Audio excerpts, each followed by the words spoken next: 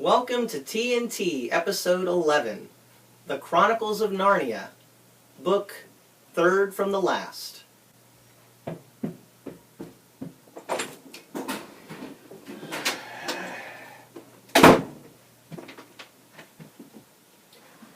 Hey, you're looking happy. What's the matter? I just sat through the Walden Media version of the Voyage of the Dawn Treader. Oh, really? Mm-hmm. Oh. Well, that's interesting. I'm actually reading The Voyage of the Dawn Treader. Wow, what an uncontrived coincidence. Yeah, it's almost like we planned it. Almost. Almost. So what did you think of the movie? It was horrible. They Why was it ruined the horrible? characterization. What? They ripped apart the plot. Never. They stuck it back together in ways that didn't make sense. No. You mean it's not exactly like the book? No, and that is the only way a movie adaptation can possibly be. It has to follow the book perfectly to a T. Of course. Right. It has to follow it to a T and a T. And if you know what I mean. Ah, way to bring in the title. Yes. Actually, books don't have to follow to a perfect T in order to be a good movie adaptation of the book. But there are a lot of differences between the movie Voyage of the Dawn Treader, which perhaps you've seen, and the original book, The Voyage of the Dawn Treader, which we're going to talk about today. What's really important is what C.S. Lewis wrote, not how well the media adapted it. Yeah, in our opinion, it is important to know what he originally wrote. And I actually have here a pretty old copy of the book, 1970. And to show our viewers, that is what the Dawn Treader ship looks like. Mm-hmm. Without the aid of any CGI. That's right. Or, here's a X-ray view. It actually shows the inside. And I have another book that might give us an even nicer depiction of what this ship looks like. My pop-up version. As the title card informed you, we're not even trying to count from the beginning of the series anymore. We just know the order that the last three come, so yeah, we're at just least chronologically. Chronologically. Because technically, this has it as book 3, but we're way beyond book 3, according to ours. So, but let's talk There's about like 7 different book 3s, and there's only like 7. Yeah. What actually happens in this book. Okay, now I thought I would start with... It has the best opening of any of the books. The opening line of the book. There once was a boy called Eustace Clarence Scrubb. And he almost deserved it. Yeah. Best that's opening an interesting ever. opening. Yeah, people like that opening because it just kind of has a humorous way of introducing this character called Eustace. Eustace is actually with his cousins Edmund and Lucy, who you've probably heard about before. Hopefully. And they get sucked into a painting in a room in Eustace's house because Lucy and Edmund are staying with their cousin. And Eustace is not very nice. No, not very nice. That's why he's like a super Edmund. Yeah, in a bad way. And isn't it kind of super sulky?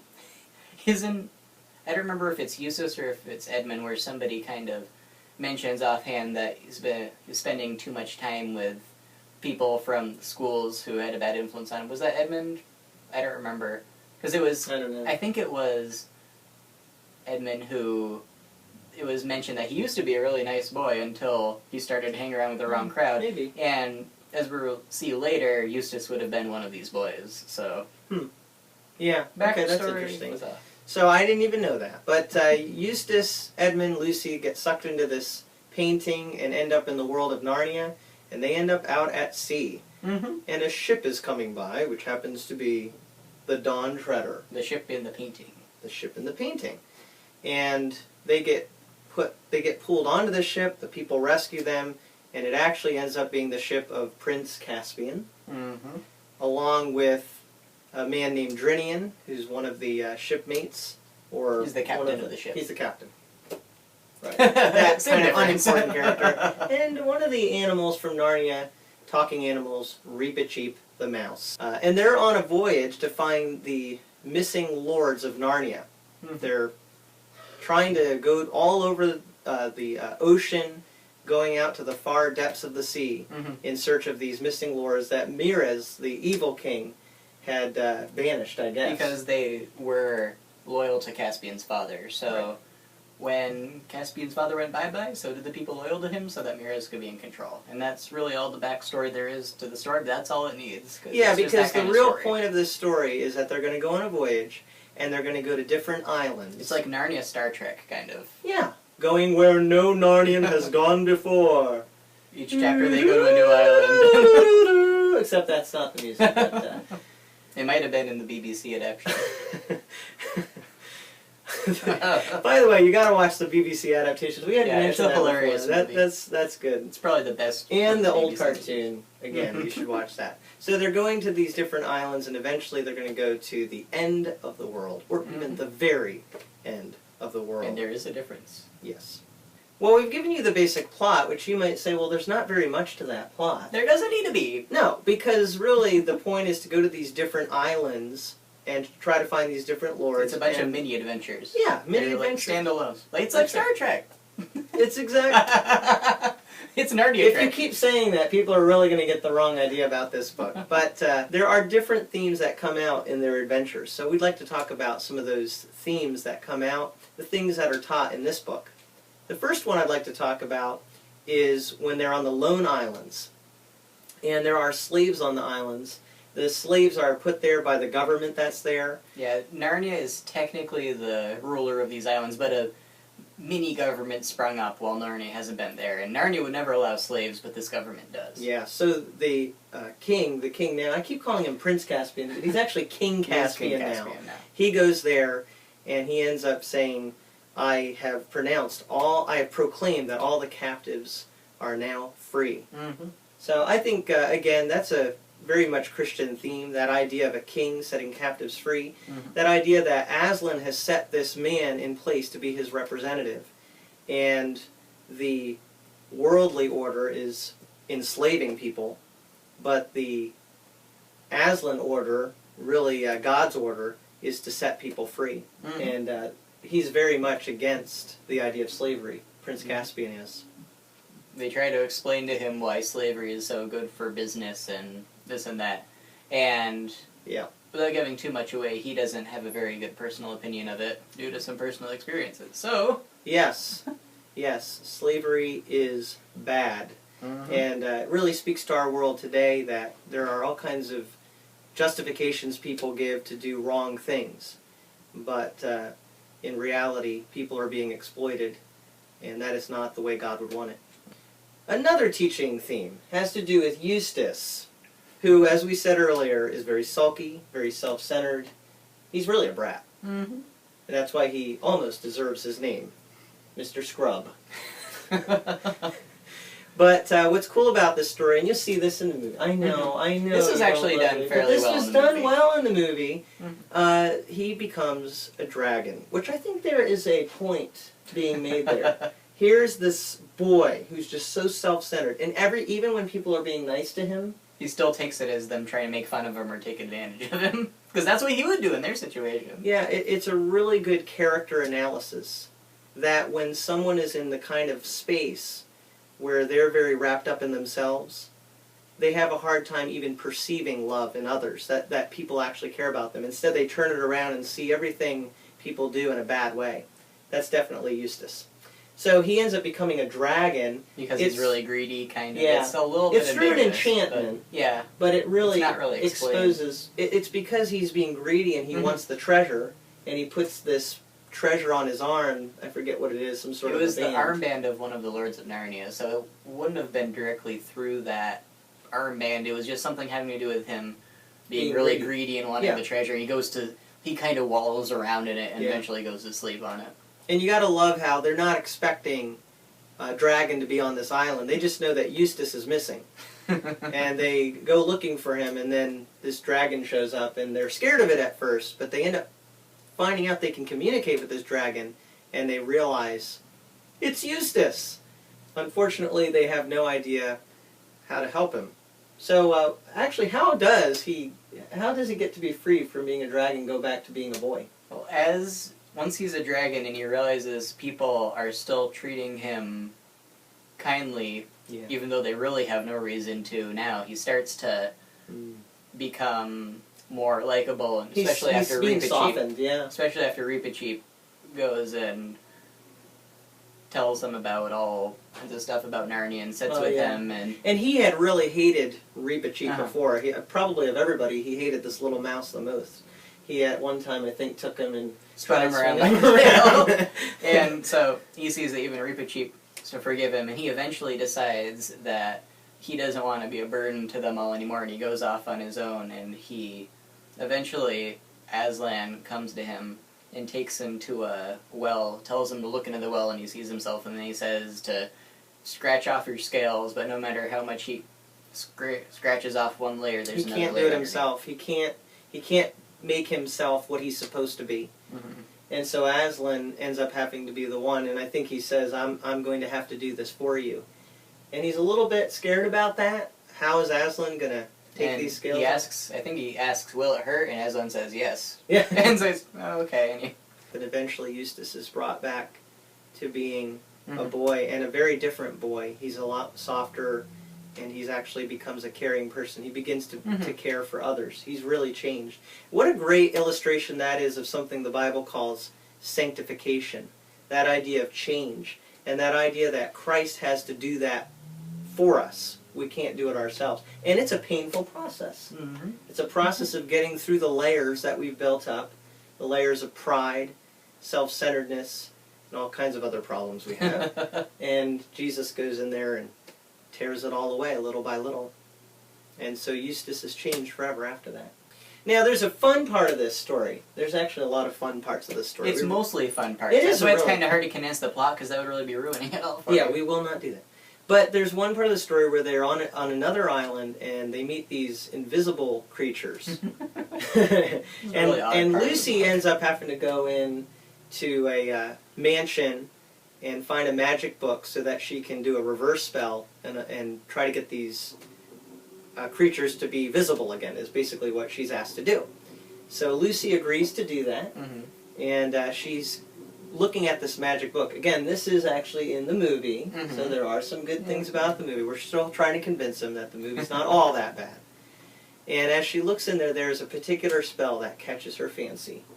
It's the spell that would make her more beautiful. I forget how it puts it, but it's like the most beautiful person that has ever lived. I mean, it says it a lot better than that, but it's beauty beyond all measure. It's beauty beyond compare or something. Yeah, like that. yeah. But she is really tempted and starts to actually, you can see her attitude starting to change. Good character analysis again. That Lucy's normally very soft-natured and very kind, but now that she's tempted with beauty and being much better looking, maybe like her sister, who she thinks of as beautiful, she's really tempted.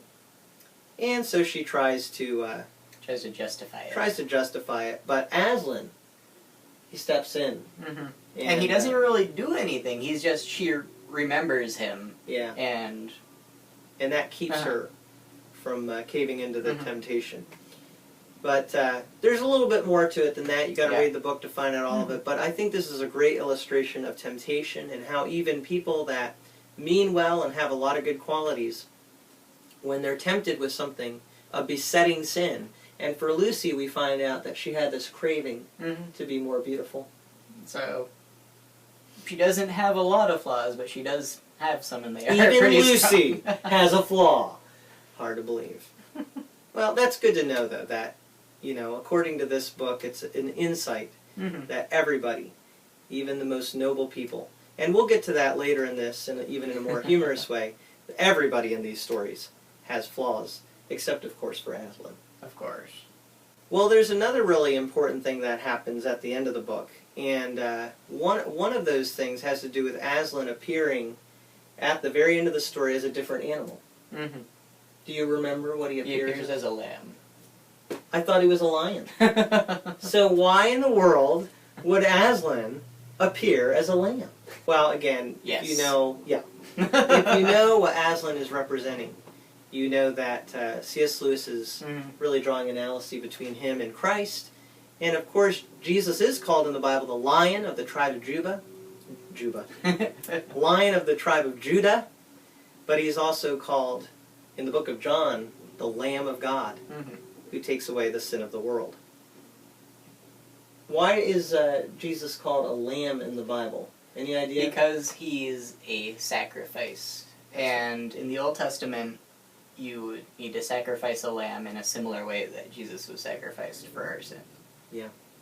And that's exactly the reason why the Bible calls him a lamb, and the reason why Lewis depicts him at this point as a lamb. One other thing that I wanted to mention, which is a really interesting theme, and I'm going to read a little bit from the book so you get this. Which, interestingly enough, they kept in the movie. They even did. Though I was really expecting they wouldn't, and I was pleasantly surprised. I'm starting to think you actually like this movie. No, don't worry, I didn't like the movie. I liked a couple parts, but... We're coming full circle. See, isn't this such a good ending, a happy ending? He walks in here so upset, and he's going to leave feeling a lot better about the movie. But don't just watch the movie, please. Yeah, Make sure read you the book first. Yeah. Please. All right, well, let me read from this because you'll get a sense of this important idea that comes out at the end. So listen to what happens here at the very end of the book. "Oh, Aslan," said Lucy, "will you tell us how to get into your country from our world?" "I shall be telling you all the time," said Aslan. "But I will not tell you how long or short the way will be, only that it lies across a river. But do not fear that. For I am the great bridge builder. And now come, I will open the door in the sky and send you to your own land." "Please, Aslan," said Lucy, "before we go, will you tell us when we can come back to Narnia again? Please? And oh, do make it soon." "Dearest," said Aslan very gently, "you and your brother will never come back to Narnia." "Oh, Aslan," said Esmond and Lucy both together in despairing voices. "You are too old, children," said Aslan, "and you must begin to come close to your own world now." "It isn't Narnia, you know," sobbed Lucy. "It's you. We shan't meet you there. And how can we live, never meeting you?" "But you shall meet me, dear one," said Aslan. Are you there too, sir?" said Edmund. "I am," said Aslan, "but there I have another name. You must learn to know me by that name.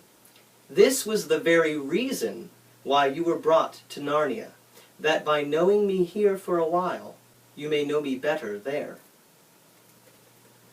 Well, aside from the cool terminology he uses like shan't, I really like that part of the story because there's a really important point now that Lewis is willing to really kind of come out now and spell it out. And I was just reading about people criticizing Lewis. They say, oh, he started out being able to write good stories, but he just kind of fell into a pit with being too preachy and letting his Christianity come out in Don Treader. But that's not it at all.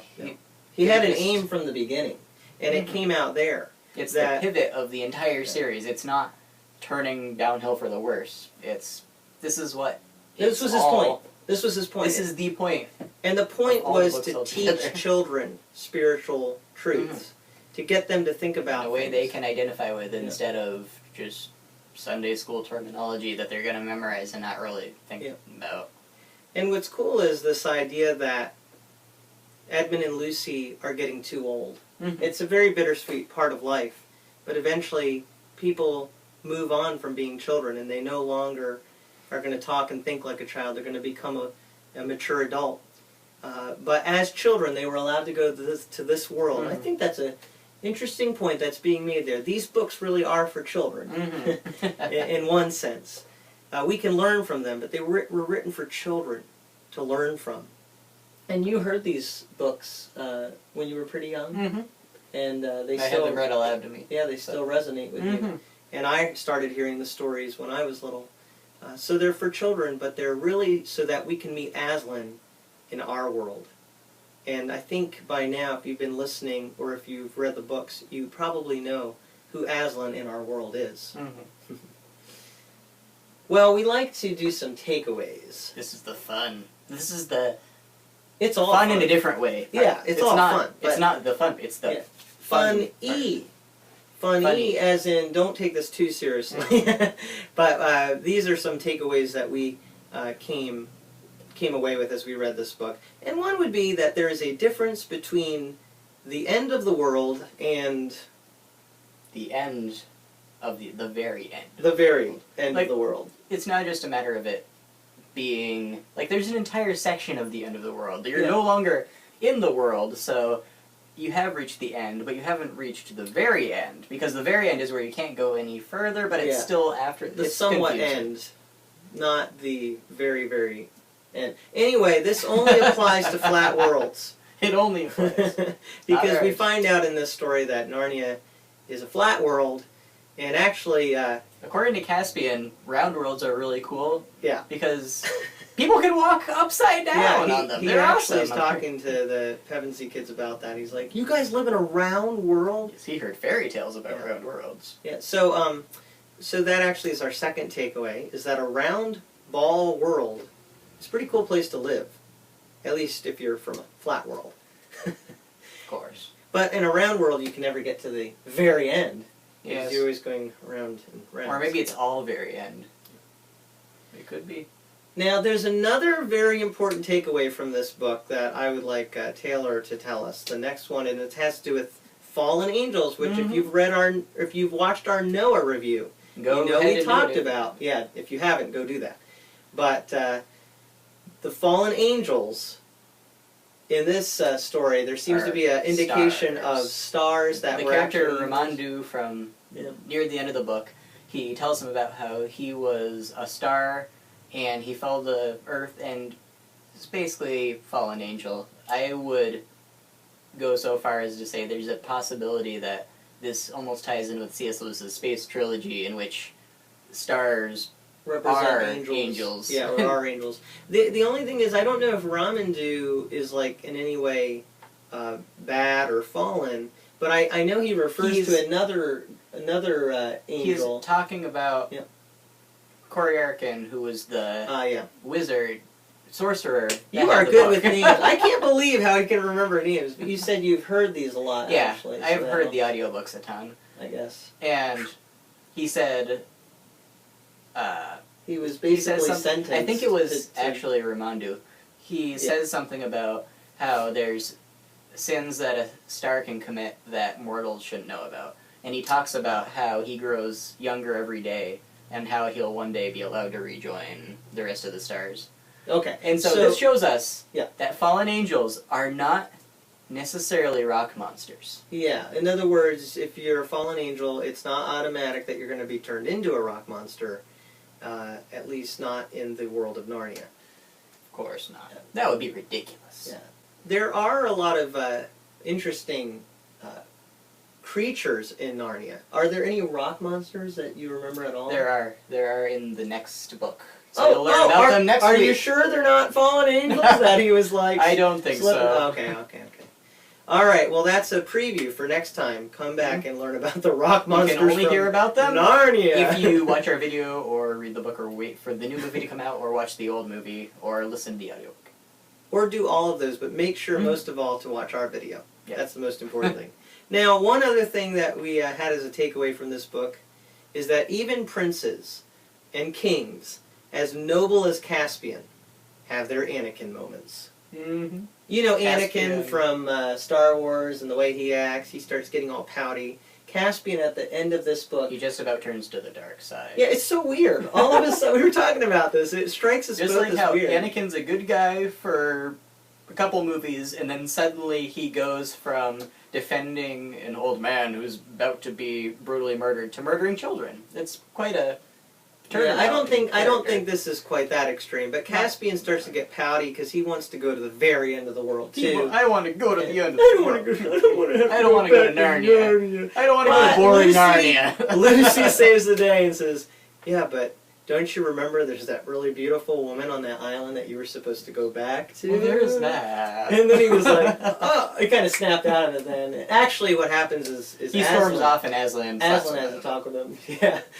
Lucy had a good idea, and that helped him a little bit, but Aslan just had to, He had to step in. he had to just give him the whooping. And psh, psh, psh, Yeah, they could have used that in Revenge of the Sith. That would have been that quite would have effective. helped.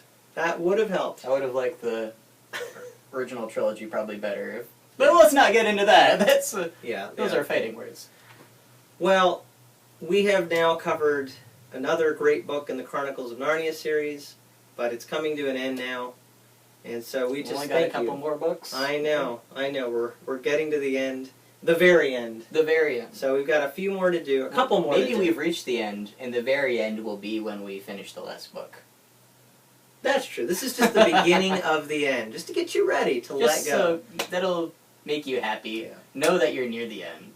Well, thank you very much for watching. We hope you've enjoyed this. Hope you've gotten something out of it, at least some entertainment. And we hope that you'll keep watching. So remember to subscribe, spread the word, And see you next time.